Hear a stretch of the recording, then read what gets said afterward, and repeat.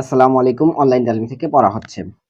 ফাজাইলে রমজান থেকে পড়া হচ্ছে। উপরোক্ত আলোচনার পর এখানে আরো একটি কথা জানা দরকার যে, এইসব ঝগড়া বিবাদ ও দুশ্মনী তখনই নিন্দিত হইবে যখন উহা দুনিয়ার জন্য হইবে, আর যদি কাহারো গুনাহের কারণে কিংবা কোনো দীনী কাজের খাতিরে কাহারো সঙ্গে সম্পর্ক ছিন্ন করা হয় তবে উহা জায়েজ আছে। একবার হযরত ইবনে উমর রাদিয়াল্লাহু তাআলা আনহু হুজুরে পাক সাল্লাল্লাহু আলাইহি সাল্লামের একটি হাদীস বর্ণনা করিলেন। তাহার ছেলে এমন একটি কথা বলিয়া ফেলিলেন, যাহার দ্বারা বাহত হাদীসের উপর আপত্তি মনে হইতেছিল। এই কারণে হযরত ইবনে উমর রাদিয়াল্লাহু তাআলা আনহু মৃত্যু পর্যন্ত ছেলের সঙ্গে কথা বলেন নাই।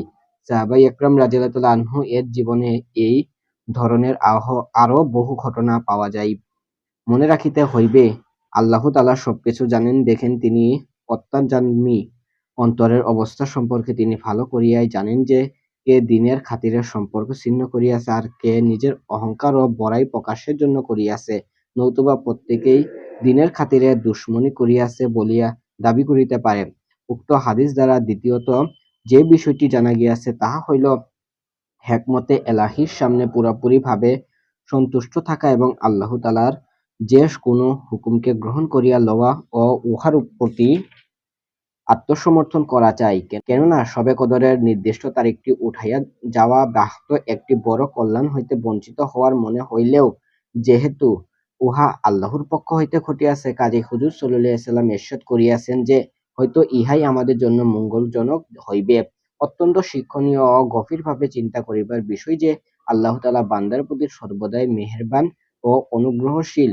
কোন পাপের কারণে বান্দা যদি মুসিবতে পড়িয়া যায় তবে অতঃপর সে আল্লাহর দিকে সামান্য রুজু হয় ও নিজের অসহায়ত্ব প্রকাশ করে, তখন আল্লাহর দয়া তাহাকে ঘিরিয়া লয় এবং সেই মুসিবতকে তাহার জন্য বড় কল্যাণকর কারণ বানাইয়া দেওয়া হয়। আর আল্লাহ তাআলার জন্য কোনো কিছুই মুশকিল নয়। অতএব শবে কদর অনির্দিষ্ট থাকার মধ্যেও বেশ কিছু হেকমত ও কল্যাণ নিহিত রহিয়াছে বলিয়া উলামায়ে ইকরামের বর্ণনা করিয়াছেন। এক, শবে কদর নির্দিষ্ট থাকিলে অনেক দুর্বল মনের লোক এমন হইত, যাহারা অন্যান্য রাত্রে এবাদত একেবারেই পরিত্যাগ করিয়া দিত। বর্তমান অবস্থায় আজই শবে কদর হইতে পারে, এই সম্ভাবনায় অনুসন্ধানকারীদের জন্য বিভিন্ন রাত্রে এবাদত করার তৌফিক নসিব হইয়া যায়। দুই, অনেক মানুষ এমন আছে, যাহারা গুনাহ না করিয়া থাকিতে পারে না। শবে কদর নির্দিষ্ট হইলে ওই নির্দিষ্ট রাত্র জানা থাকার পরও যদি গুনাহে দুঃসাহস করিত তবে তাহারা নিশ্চিত ধ্বংস হইয়া যাওয়ার আশঙ্কা ছিল। একদা নবী করিম সাল্লাল্লাহু আলাইহি ওয়াসাল্লাম মসজিদে তাশরিফ আনার পর দেখিলেন যে, জনৈক সাহাবী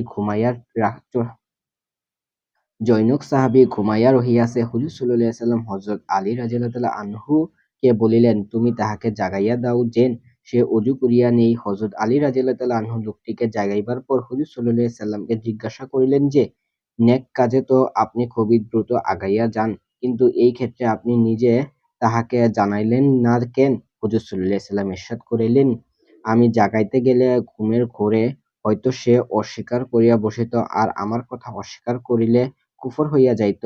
পক্ষান্তরে তোমার কথা অস্বীকার করিলে কুফর হইবে না।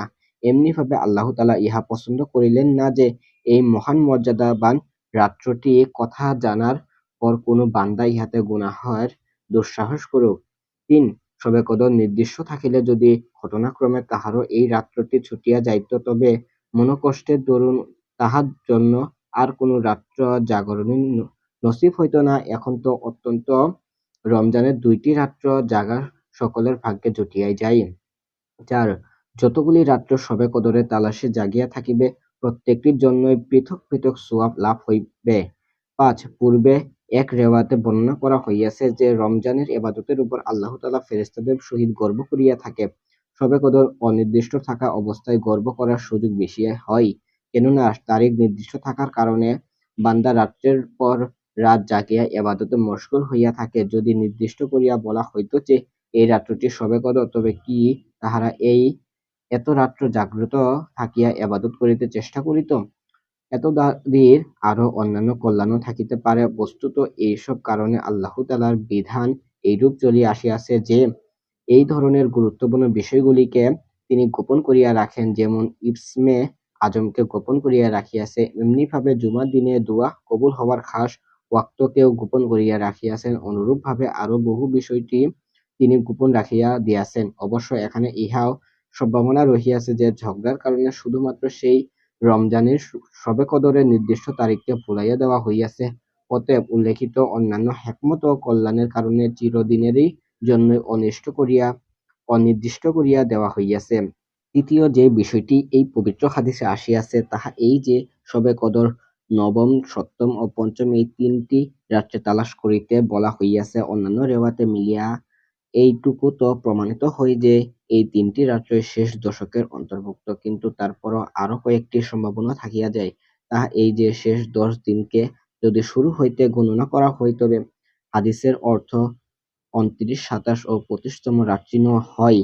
আর যদি শেষ দিক হইতে গণনা করা হয় তো যেমন হাদিসের কোন কোন শব্দের দ্বারা এই দিকে ইঙ্গিত বোঝা যায় যে এবং চাঁদ 19টা হই তবে 21, 23 ও 25তম রাত্রিও হইবে। পক্ষান্তরে চাঁদ 30টা হইলে 3 রাত্রি 24, 22, 24 ও 26তম রাত্রি হইবে। ইহা ছাড়াও শবে কদরের নির্দিষ্ট তারিখের ব্যাপারে বিভিন্ন রকমের রেওয়ায়ত রহিয়াছে, আর এই কারণেই উলামায়ে একরামের মধ্যেও এই ব্যাপারে বিভিন্ন মত সৃষ্টি হইয়াছে। যেমন পূর্বে উল্লেখ করা হইয়াছে যে এই বিষয়ে উলামায়ে একরামের প্রায় 50টিরও মত উক্তি রহিয়াছে।